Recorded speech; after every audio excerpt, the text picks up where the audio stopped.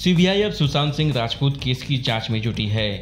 इन सब आरोपों के बाद लगातार लोगों की निगाहें रिया की तरफ है। इसी बीच पहली बार रिया ने सुशांत को लेकर बड़ा बयान दिया है, जिसमें उन्होंने अपने ऊपर लगे आरोपों पर सफाई देने के साथ ही सुशांत की लाइफ के बारे में भी बताया है।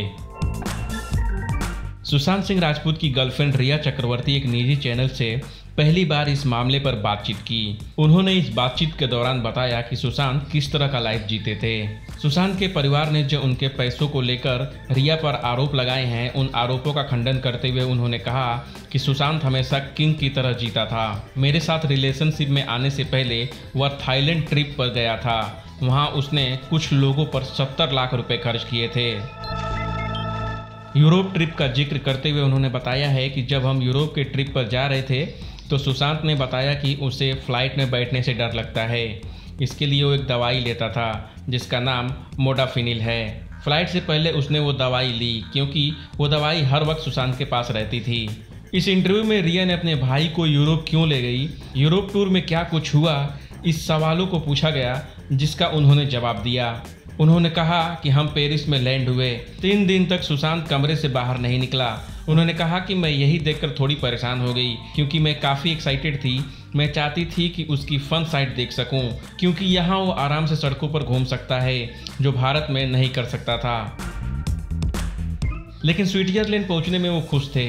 फिर जब इटली में पहुँचे, जहाँ हमारे कमरे में एक अजीब अतरंगी सा स्ट्रक्चर था, रिया ने बताया कि कमरे में मुझे डर लगा, लेकिन सुशांत ने कहा सब ठीक है। रिया बोली कि तब सुशांत ने उन्हें कहा था कि यहाँ कुछ है, लेकिन मैंने कहा कि एक बुरा सपना हो सकता है। उसी के बाद से ही सुशांत की हालत बदली और वो कमरे से नहीं निकलना चाहते थे। रिया ने बताया था कि साल 2013 में उनके साथ कुछ ऐसा हुआ था।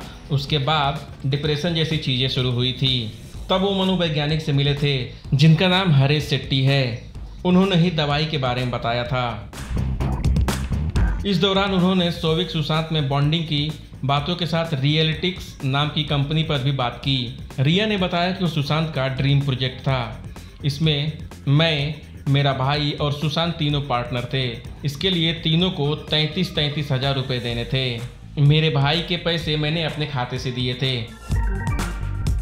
रिया ने 2 टूक कहा कि मेरे ऊपर आज आरोप लगाए जा रहे हैं, लेकिन हम कपल की तरह रहते थे। बॉलीवुड और टीवी से जुड़े ताज़ा अपडेट के लिए सब्सक्राइब करें ABV एंटरटेनमेंट और बेल आइकन को जरूर दबाएं ताकि खबर सबसे पहले आपको मिले।